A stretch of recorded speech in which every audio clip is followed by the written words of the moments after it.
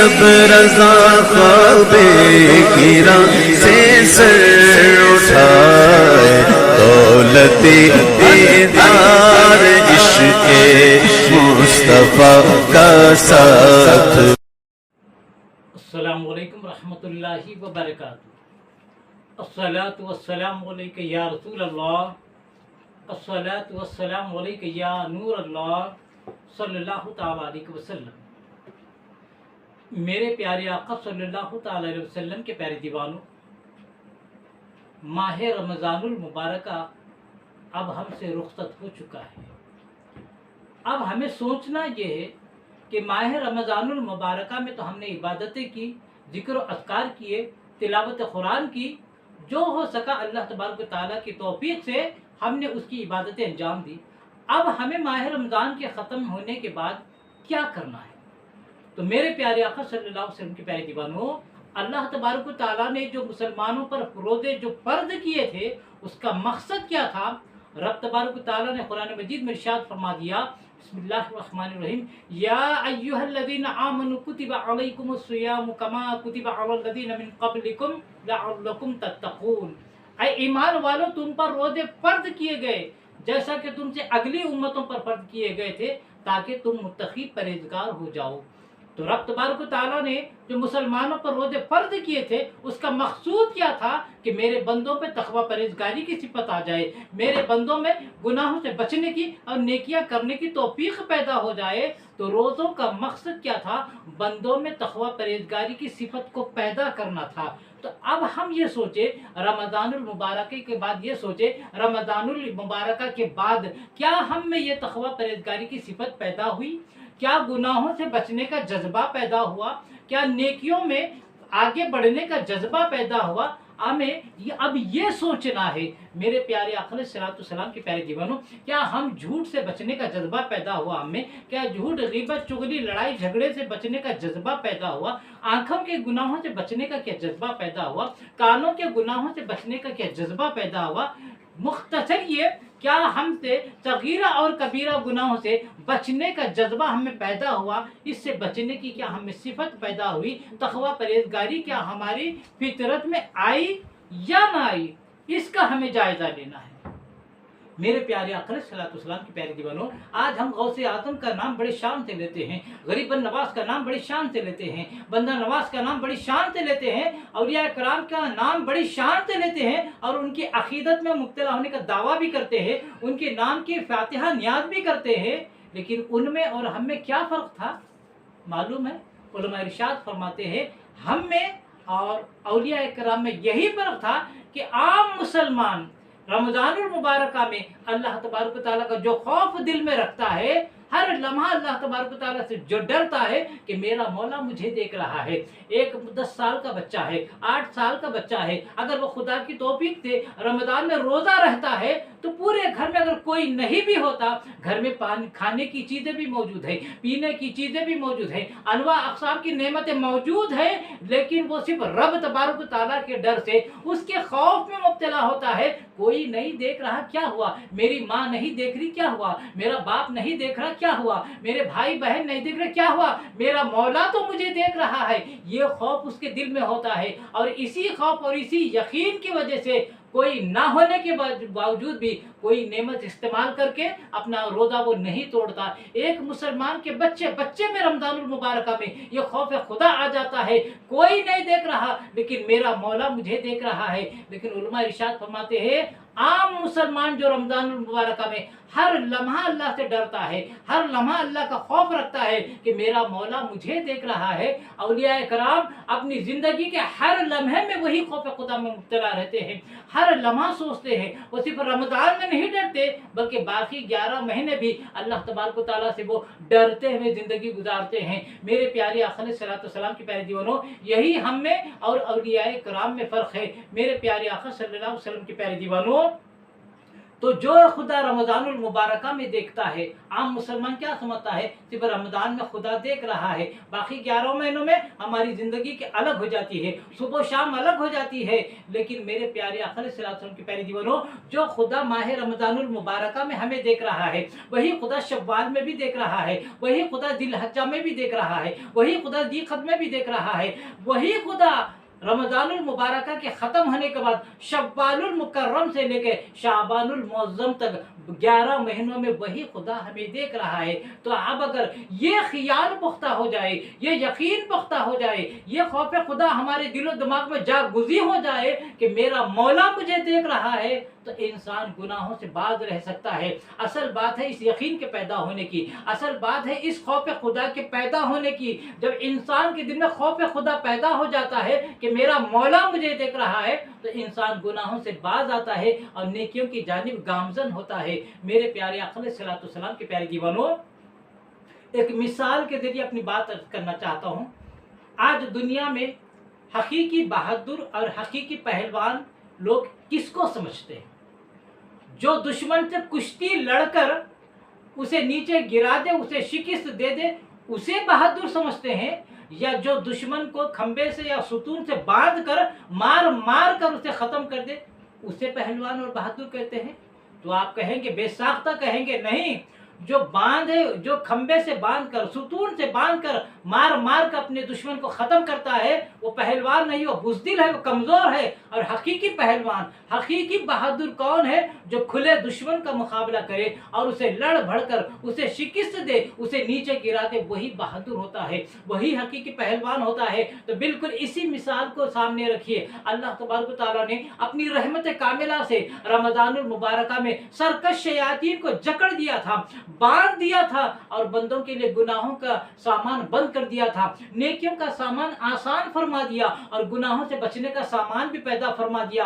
तो अल्लाह तबारक व तआला ने अपनी रहमत से सरकश शयातीन को जकड़ कर कैद करके हमारे लिए नेकियों का भी सामान पैदा किया और गुनाहों से बचने का सामान पैदा किया, हमारे लिए इबादतों का सामान पैदा किया, इबादतों के मौके फराहम किए। तो हमने कोई तीर नहीं मारा, अल्लाह ने शैतानों को बांध दिया, तो हमने उसकी तौफीक से गुनाह से बचे और नेकियां अंजाम दी। लेकिन अब रमज़ानुल मुबारका के बाद हमारी हकीकत में बहादुरी का इम्तिहान है, दिलेरी का इम्तिहान है कि हम कितना शैतान का मुकाबला कर सकते हैं। कि जैसे ही चांद रात होती है, शैतान खुलकर बाहर आ जाता है, सरकश शयातीन जो कैद हो गए थे वो खुल जाते हैं, जंजीरों से आज़ाद हो जाते हैं। अब हमारे सामने खुला दुश्मन है। रमज़ानुल मुबारका में तो हमने जकड़े हुए शैतान का मुकाबला किया, बहादुरी नहीं है। असल मुकाबला शैतान का रमज़ानुल मुबारका के बाद है। वो सरकश शयातीन जो कैद थे, जंजीरों से निकलकर आज़ाद होकर हमारे सामने ठहरे हैं। अब शैतान का मुकाबला करके हमें नमाज़ें पढ़ना है। शैतान कहेगा नमाज़ें मत पढ़, लेकिन शैतान का मुकाबला करके नमाज़ें पढ़ना है। शैतान का मुकाबला करते हमें सुन्नतों पर अमल करना है। शैतान का मुकाबला करते हुए हमें दिन और रात तिलावत कुरान करना है, जिक्र व अस्कार करना है, दरूद व सलाम पढ़ना है, इस्तग़फ़ार पढ़ना है। तो कहने का मतलब ये है, हमारा जो असली दुश्मन है, जिसके बारे में अल्लाह ने इरशाद फरमाया, इन्ना शैतान लिल इंसानी अदुव्वुम मुबीन, यानी बेशक शैतान इंसान का खुला हुआ दुश्मन है। वो शैतान हमारे सामने आज़ाद है, खुला हुआ है। अब हमें उसे शिकस्त देना है। अगर हम उसका मुकाबला करते हुए अल्लाह तबारक व तआला की रज़ा में हम दिन और रात गुजारेंगे, तो हम हकीकत में हकीकी पहलवान हैं, हकीकी बहादुर हैं। वरना रमज़ानुल मुबारका में नेकियां करना कमाल की बात नहीं है। मेरे प्यारे आका सल्लल्लाहु अलैहि वसल्लम के प्यारे दीवानों, लेकिन अगर खुदा न खास्ता रमज़ानुल मुबारका के बाद कोई गुनाह सरदद हो जाए, सगीरा या हो या कबीरा गुनाह, अगर सरदद हो जाए, बिलखुसूस कबीरा गुनाह सरदद हो जाए, फौरन तौबा कर ले। शैतान दिल में क्या ख्याल डालता है इंसान के, अरे रमज़ान में तूने इतनी इबादतें की, इतनी रियादतें की, अब तुझसे गुनाह हो गया, लिहाजा रमज़ान की पूरी इबादत बेकार हो गई। अब जब एक गुनाह तूने कर लिया है, अब जो भी गुनाह करना है कर ले, जी भर के तू 11 महीने गुनाह कर ले, फिर रमज़ान आए तो तौबा कर लेना। अल्लाह तबारक व तआला माफ़ फरमाने वाला है, अल्लाह ताला गफूर है, अल्लाह ताला रहीम है। ये कहकर इंसान के दिल में वसवसा डालता है। उलमा फरमाते हैं, औलिया फरमाते हैं, अल्लाह तबारक व तआला की गफूर होने पर, उसके रहीम और करीम होने पर भरोसा करके इंसान अगर गुनाह का काम करता है, अल्लाह तबारक व तआला के गज़ब को दावत देना है, उसके गज़ब को भड़काना है। लिहाजा जब भी कोई गुनाह सरदर्द हो जाए फ़ौरन तौबा कर ले, आइंदा रमज़ान का इंतज़ार ना करे मेरे प्यारे आका अलैहिस्सलाम के प्यारे दीवानों, क्योंकि नहीं मालूम मौत का पंजा कब दबोचने वाला है। मौत हमारे सर पर खड़ी है, मौत किसी लम्हा भी आ सकती है। एक बड़ी प्यारी मिसाल अर्ज करके अपनी बात खत्म करना चाहता हूँ मेरे प्यारे आका सल्लल्लाहु अलैहि वसल्लम के प्यारे दीवानों।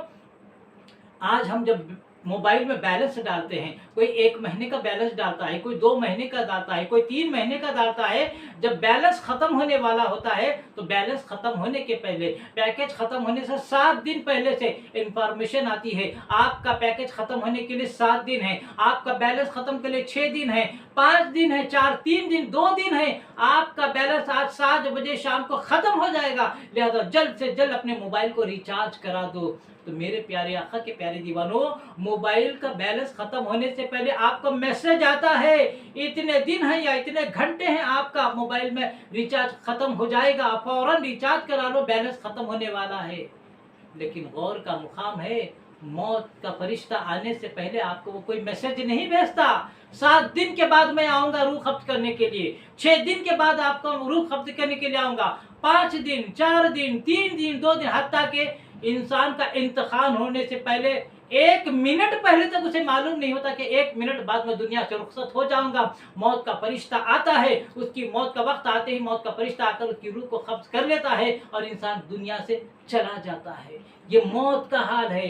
तो मेरे प्यारे आका अलैहिस्सलाम के प्यारे दीवानों, मोबाइल का बैलेंस खत्म होने से पहले 7 दिन पहले से मैसेज आता है, लेकिन मौत का फरिश्ता आने से 1 मिनट तक इंसान को पहले मालूम नहीं होता कि मैं दुनिया से रुखसत होने वाला हूँ। तो जब मौत का कोई वक्त मालूम नहीं है तो तौबा में देरी कैसी, तौबा में टालना कैसा। ये तौबा को जो टाला जाता है शैतान के वसवसे की वजह से टाला जाता है। अभी तो खेलने कूदने के दिन है, नाचने गाने के दिन है, आइंदा जुमा को तौबा कर लेना, आइंदा शब बारात को तौबा कर लेना, आइंदा रमजान में तौबा कर लेना। इंसान की तौबा को शैतान की वसवसे की तरह टालता है और अगर इंसान का वक्त आ जाता है दुनिया से रुखसत होने का, बगैर तौबा के वो दुनिया से चला जाए तो सोचिए उसका क्या हशर होगा। मेरे प्यारे आका अलैहिस्सलाम के प्यारे दीवानों, हमेशा उलमा इरशाद फरमाते हैं, इस रमज़ान का मवाजना गुज़िश्ता रमज़ान की इबादतों से आप करें।